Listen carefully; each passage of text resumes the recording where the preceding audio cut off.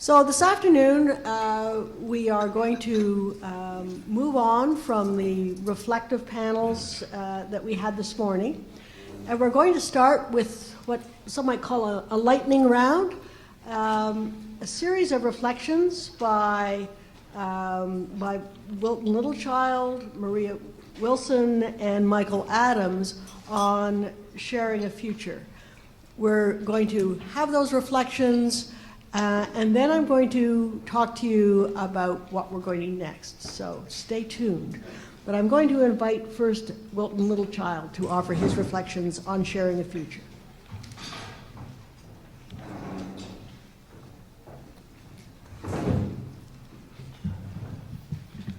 Thank you very much. Nigan gakio tatam skadnao. Aseminam steki go tsingeto ne mamopiak. Awas sakoche. Snanaskamun. I just bring you greetings in my language to acknowledge the importance of this gathering. And having said that, I was wondering if there are any baseball fans in the audience. Oh, there's some. Of course, Paul is a. Well, I don't know if you stayed up as late as I did last night, but you know that baseball is in the Bible, I think, because in the book of Genesis, in the very first page, it says, in the big inning. Well, last night was the big inning was the 10th inning last night. So as far as the topic is concerned and what we have just finished, I'd like to try and share with you a 6.5-year journey in 5 minutes by focusing on the topic, sharing a future. And I think that there's an opportunity here with the two commissions to look at what we've learned and what we've suggested be done for the future.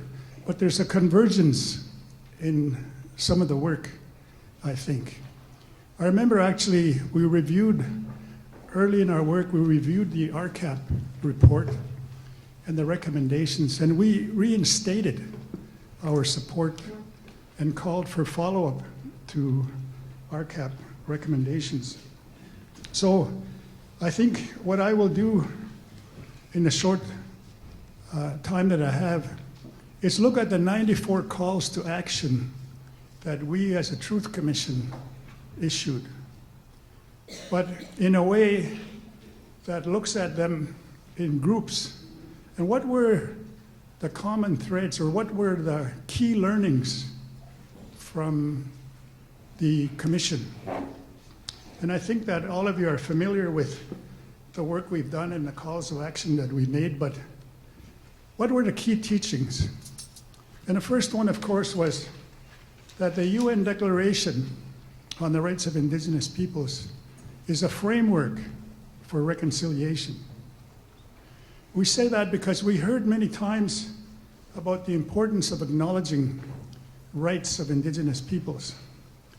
And the UN Declaration, as you know, was the longest debated declaration in UN history. It took 27 years to debate that declaration. And I know there's some people in the room that have worked on it, but upon reflection, you will also remember that Canada initially, while it worked on a declaration, had voted against it.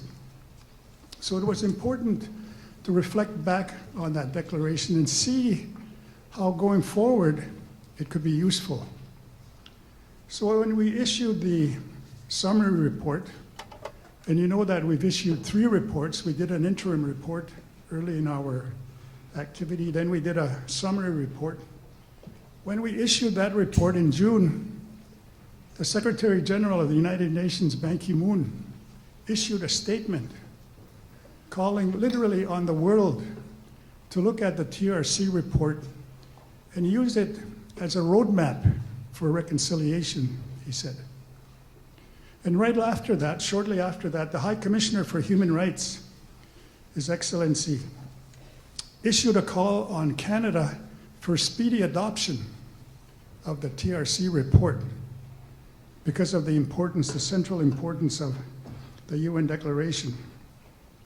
The second principle we thought was important is that First Nations, Inuit, and Métis peoples all have constitutional rights and treaty rights that must be honored and respected.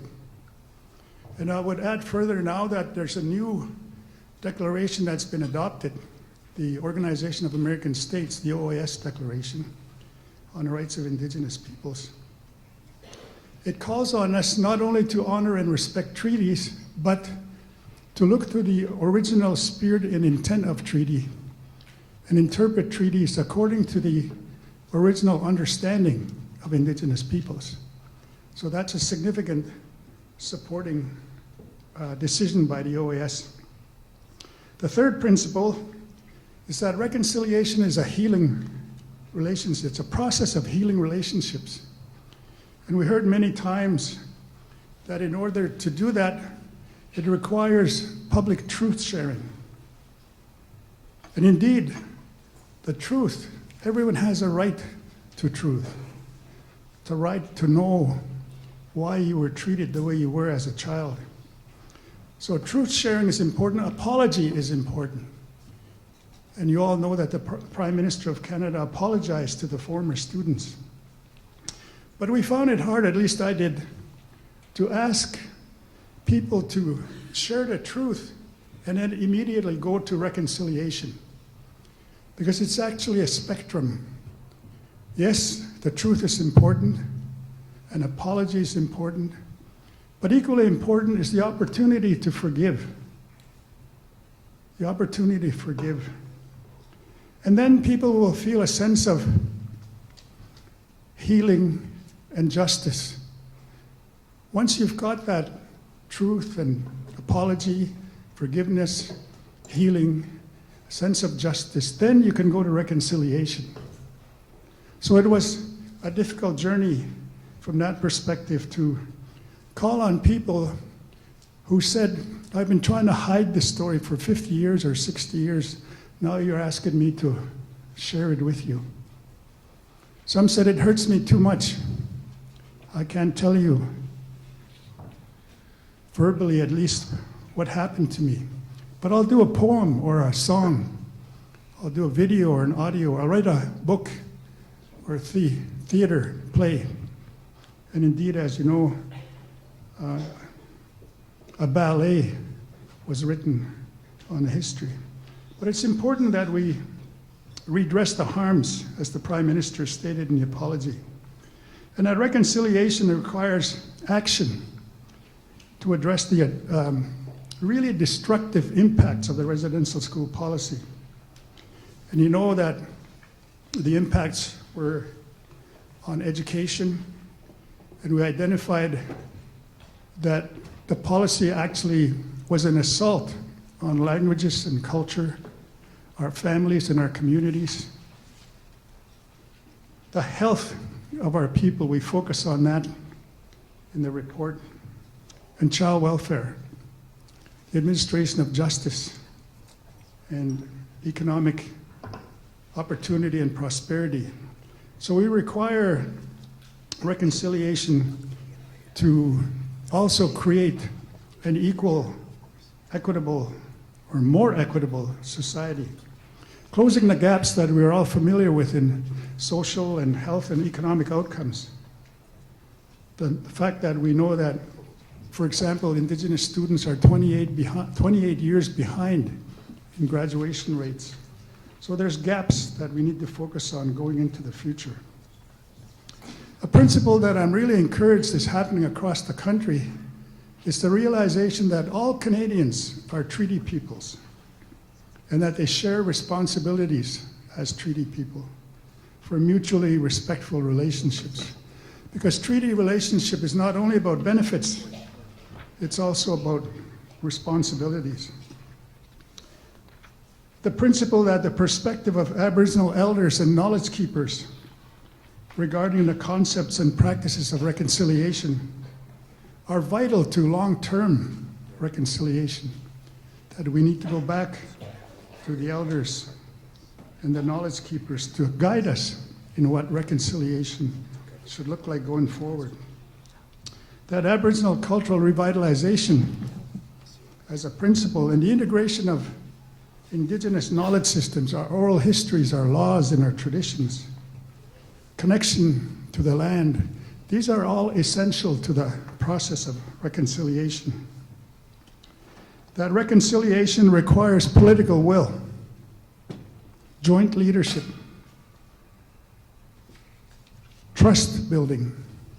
I remember the first year of our work, I think it was really, a lot of it was trying to rebuild the trust of our people about a truth commission.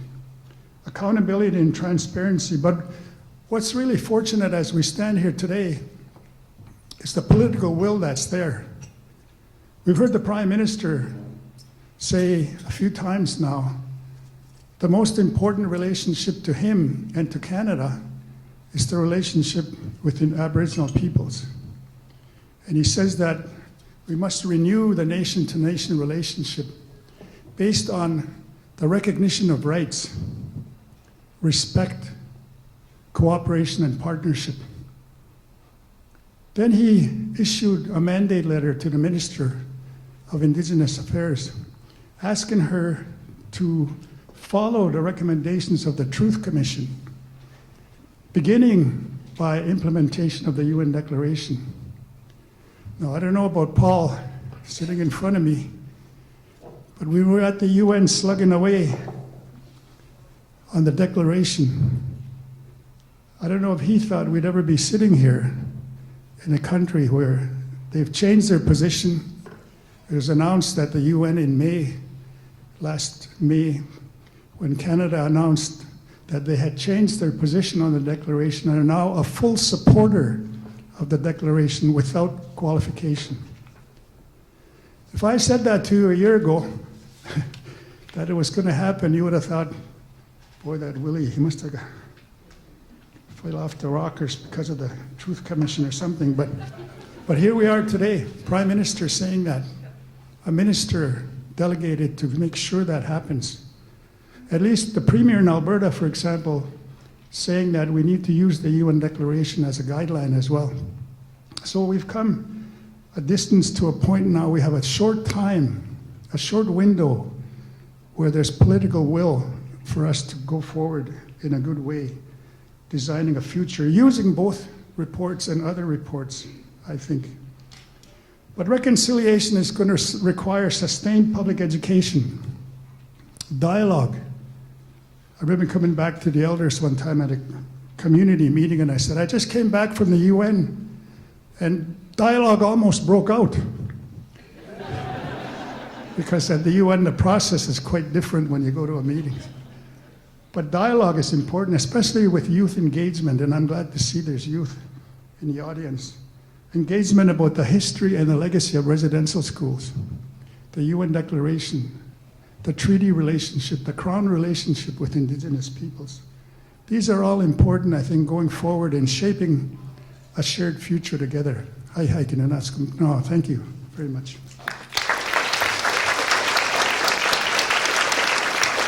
Thank you very much. I'm now going to ask Michael Adams to present some information on attitudes.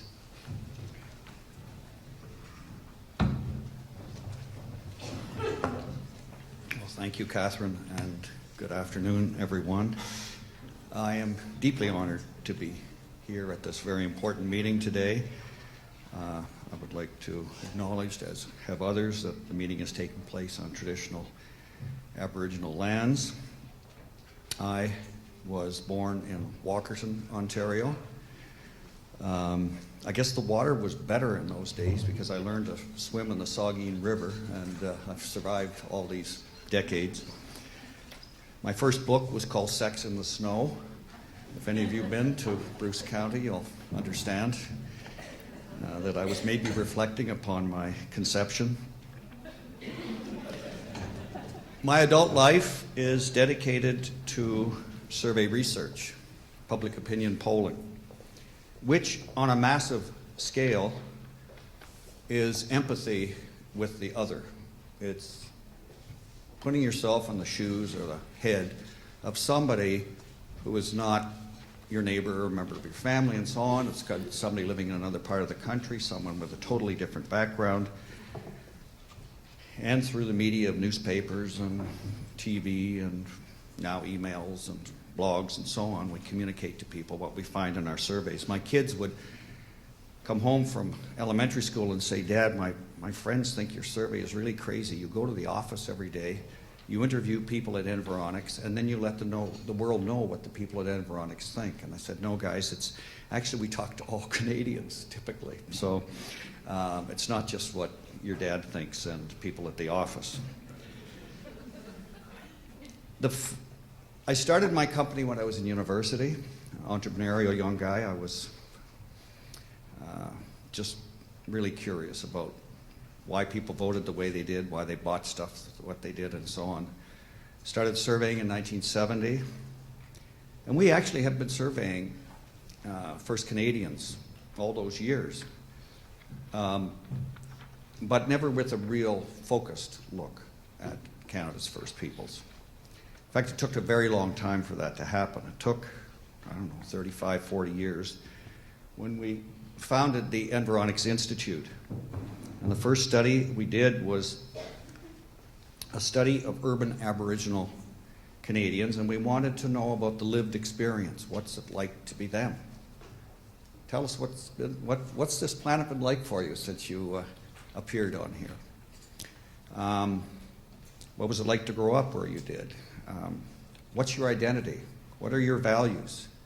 And what are your aspirations for you and your children and your grandchildren?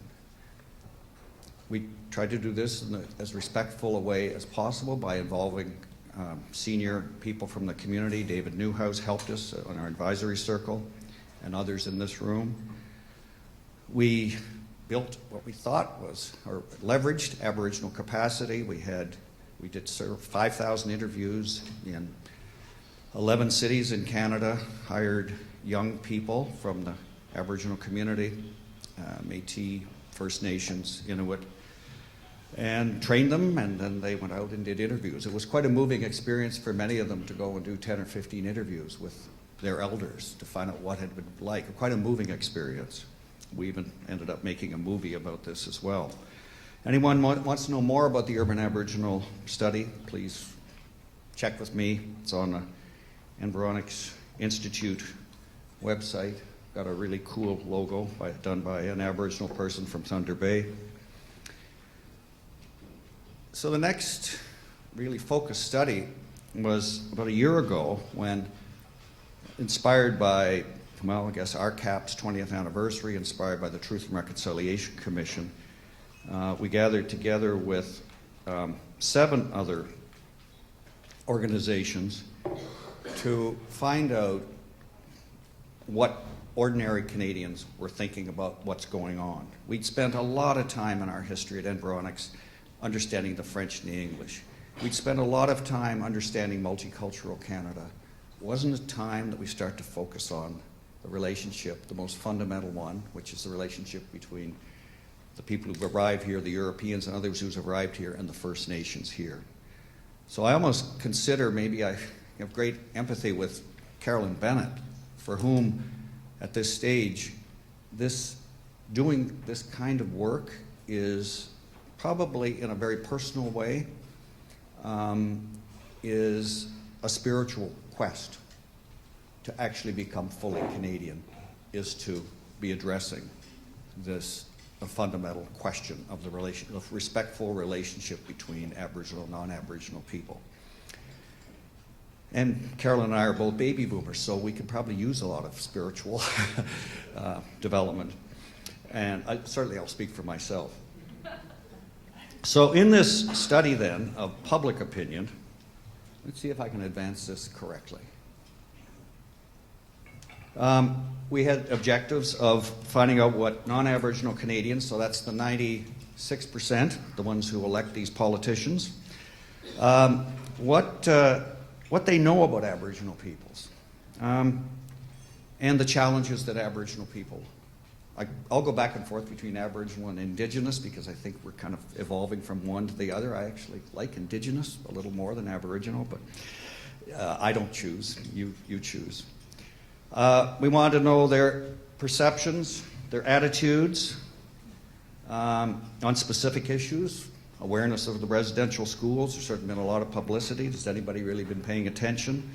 Economic disparities between Aboriginal and non-Aboriginal people. Band governance issues.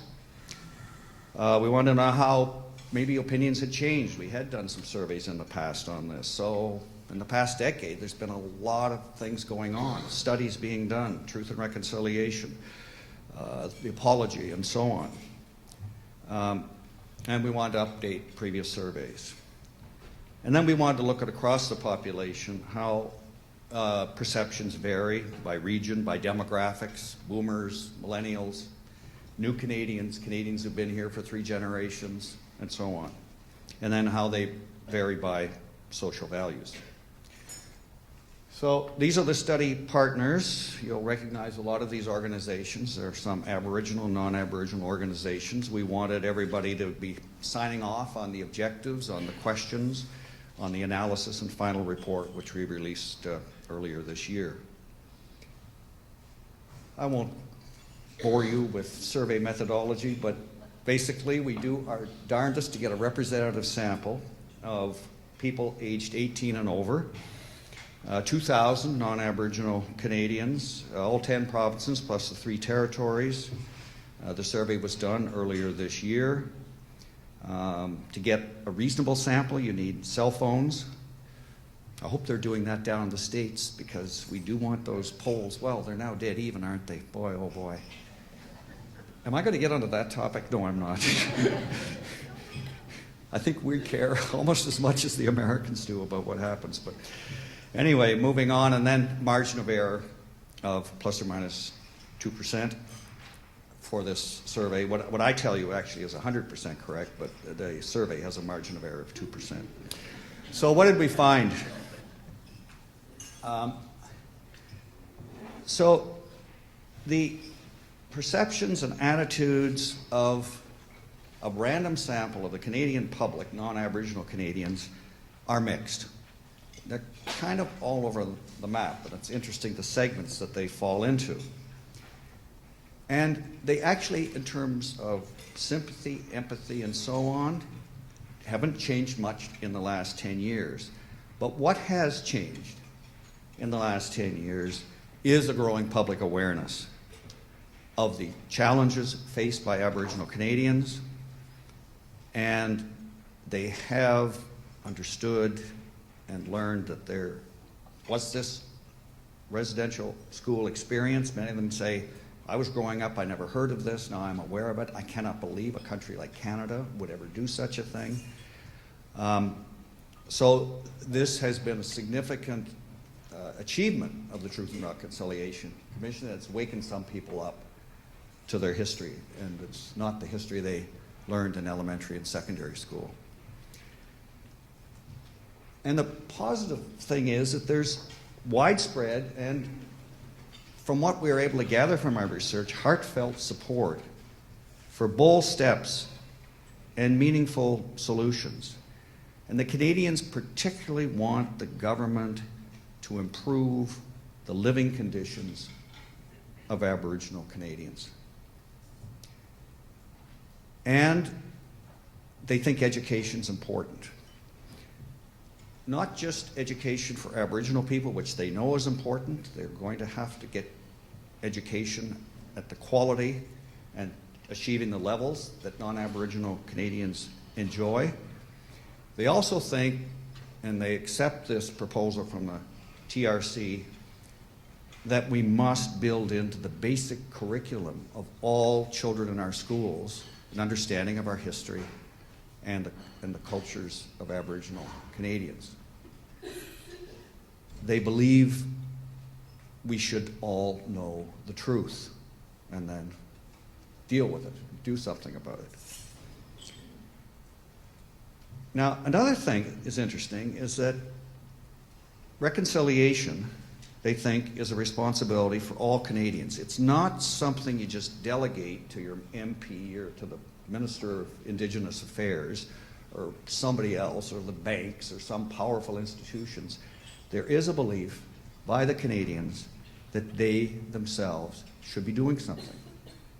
25% of the people in the sample say they have regular interaction with Aboriginal people. Actually, to know them, they say, is to respect and like them. They're their friends.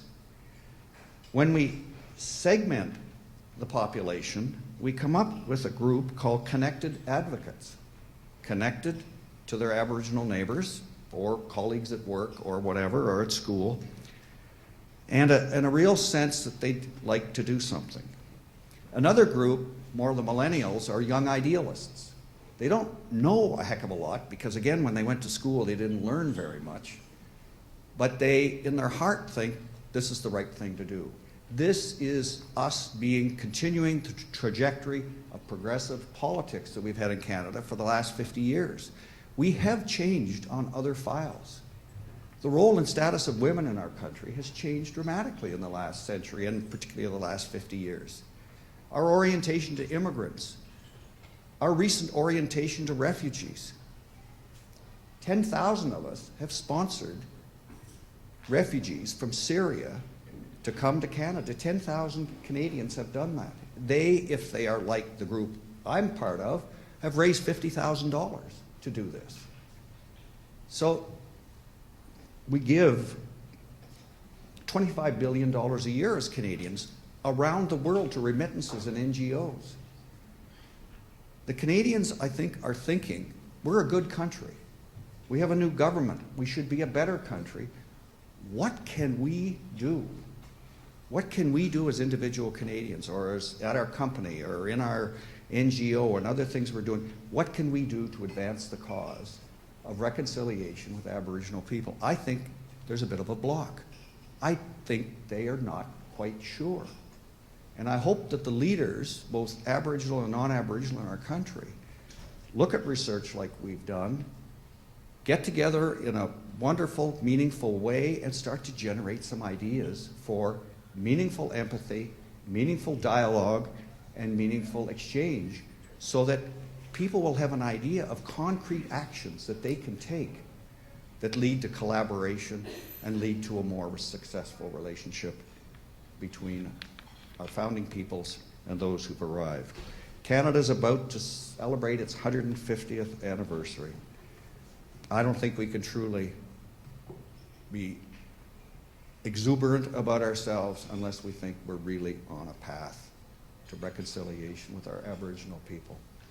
I feel it as a researcher, and I feel it in my heart. Thank you very much.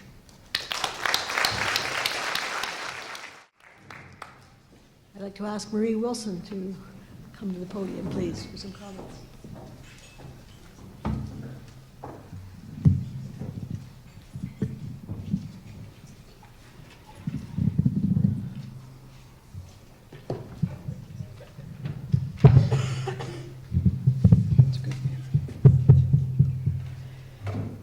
Bonjour, Tansi, Dagonte. I'm really glad to be here on Treaty 1 territory and the shared homeland with the Métis Nation. And I too want to add my tremendous thanks and appreciation to the organizers. And especially I want to say to Marlene and to Fred, as RCAP elders, I'm going to say, because I think it is a clue to the question that we're all grappling with. The fact that the people who are authors of the big work are the ones that have taken the lead in holding up the significance of that big work, however many years later. And I think that in itself needs to shift so that we are owning more widely the tremendous things that have been done. I am really happy that RCAP and TRC have been invited in a way to part of a shared conversation here. Because though we're very different in nature, and I think it's important for us to remember that, where did these vehicles come from? RCAP, as has been mentioned already, was a royal commission, and therefore was government initiated in a formalized way. The TRC was anything but that. It was a heavily resisted, court-supervised obligation as a result of a court case. And it was survivor-driven and initiated. But if we stand back from it, and it is to the question that I think we have to all think about ongoing, where are we in the story? Where are we in the story? And I think in that sense, both the TRC and RCAP have have a similar storyline, because in fact neither one of them began with political goodwill, as it were. RCAP, you'll remember, came about on the heels and in the aftermath of Oka, where there was a resistance, a militarized resistance and a death, and a national public shame and embarrassment and all of that. And there was Indigenous resistance and resilience over what? Whether or not a new golf course should trump the sacred burial sites of ancestors and Indigenous people. And so we have very different terminology about the Oka crisis versus the Oka resistance. And it was in the aftermath of that RCAP came and all of its wonderful work was done. And the TRC, as I've already mentioned, began with the court case.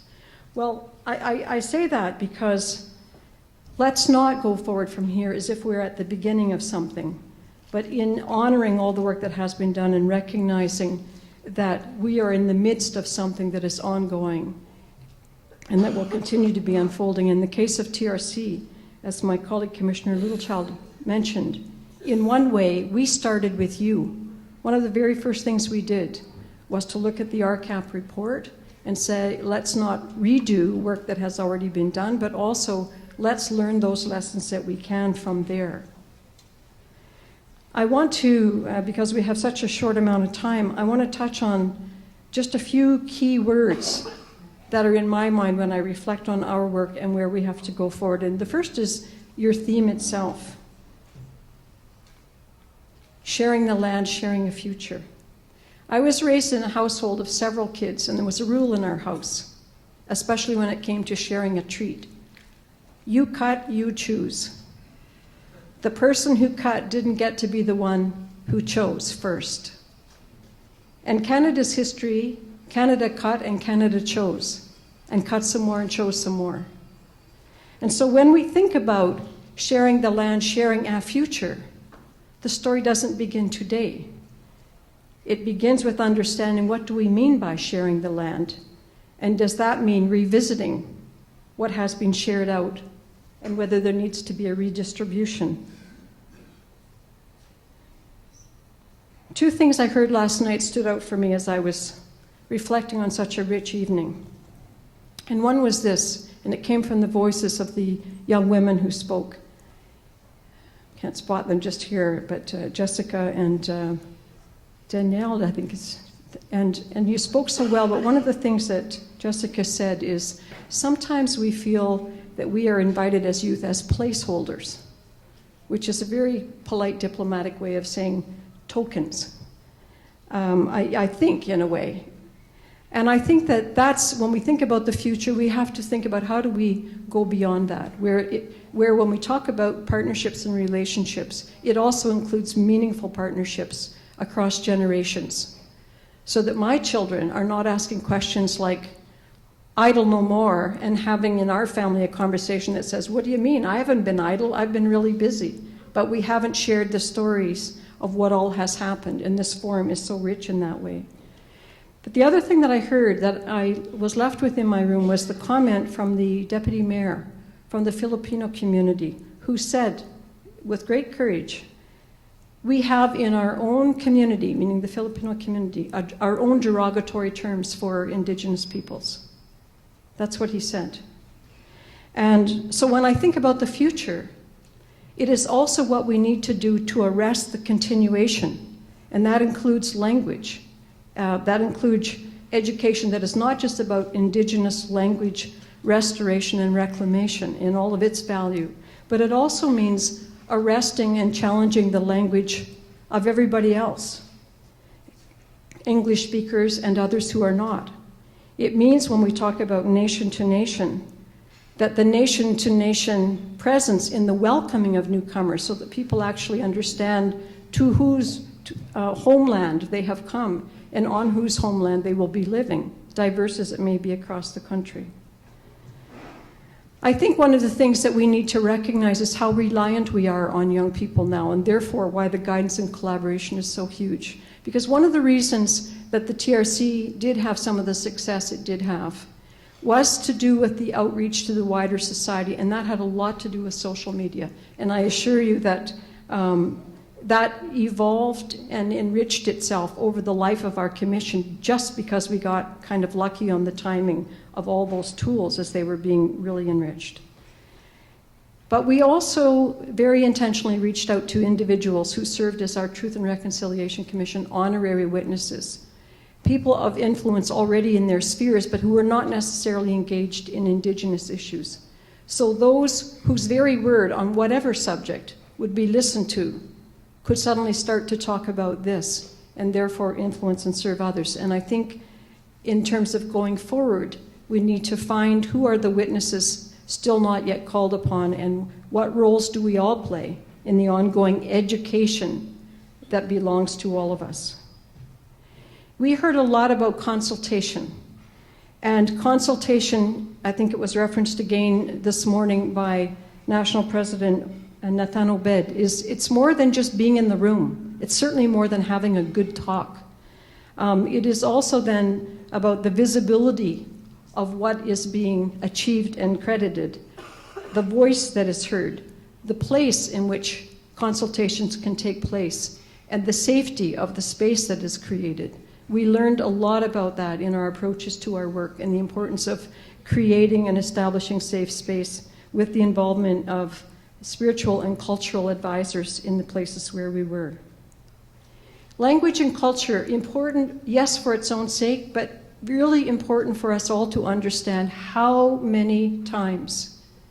And by the way, our sampling was much bigger than Mr. Adams. Ours was 7,000 people out of 80,000. That's a huge sampling, and a consistency of messaging from coast to coast to coast, across denominations, across governments, and across timelines of the generations of the residential schools. And what we heard in all those places was that reclamation of language and culture was pivotal to sustainable healing. Sustainable healing. People had been dabbling at trying to be better, and how critical that was, that reclaiming of a sense of belonging and identity to being able to live in a healthier way. Just a couple of last points. For the continuation going forward for the future, I hope we won't spend the next year or 2 years convening more and more circles where people are challenged to come up with more and more recommendations. I hope that we can start to breathe life into the RCAP report and indeed into our TRC calls to action, and instead invest our efforts in trying to interpret the what into the how of what needs to happen. The areas of our calls to action having to do with child welfare, education, health, justice, the media, the corporate world, the faith communities, and indeed our national relationships through restating of Royal Proclamation and covenants on reconciliation, and New Canadians. Those are all categories where people can find their way in, whether as individuals or as collectives. And the question then is, what would that mean in my life? What would that mean where we live? And there may be multiple interpretations of that, but we shouldn't keep starting from scratch as if we haven't already had the wealth of thousands and thousands of courageous people who have spoken to us and who have taught us and who are counting on us now to be listening and going forward. I want to say two last very quick things. The National Council on Reconciliation, and there was a good question on that this morning, but I want to speak to it because we as commissioners have many times said that it is, in a way, the most important of all our calls to action. And for those of you who haven't memorized the 94, I can tell you that it's 53 to 56 in the list. The reason why we say it's so important is not in and of its own value, but rather that challenge that any commission has in keeping their conclusions and their findings alive, keeping them from being dusty, keeping them from having to be resurrected from archives and blown into digital format because we haven't been able to easily reference them for years. And the National Council's job is twofold, basically. One, keeping an eye on the other 91 calls to action to see whether those things that we said need to be done are actually being done at whatever level of government. But those calls to action don't just say what, they say how. They talk about the collaborations that are there. which levels of government, who should be in participation in partnership with them. So are we fulfilling those others? And the second thing is measuring the impact, the outcome. Are we measurably closing those gaps in health outcomes, maternal wellness, incarceration, suicide rates, educational outcomes and graduation rates, all those things that we know are markers of either devastation or well-being. My final point is this, and it's a word that I hope will hold us all, whatever we do, and it's the word love. Rai Moran this morning recalled for us all that in our 7 national events, we held them to the themes of the 7 grandfather teachings. And the one we held in the Maritimes was on the theme of love. And we heard many survivors say they were really struggling with the theme of the gathering because there was no love in that place. And they were referring to, in most cases, to the Shubenacadie residential school. But we heard similar stories across the country and throughout the country. One person here in this region said, when we were taken away, the love bond was cut. That was the phrase. And if you think about that, it is a love bond within families and within relationships, but it is also a love bond if love is one of the ingredients of being able to build trust and to have trusting relationships. So I think its importance goes beyond affection. It goes to those other things. And I think as we go forward, we have to register fully that there is a huge need for ongoing healing, but that healing is not just residential school survivors and their descendants. It is at its core the healing of our society as a country and the rebuilding of broken relationships that we've created through our own past practices in legal terms. And I think that we have to register that reconciliation cannot and will never be done in our heads.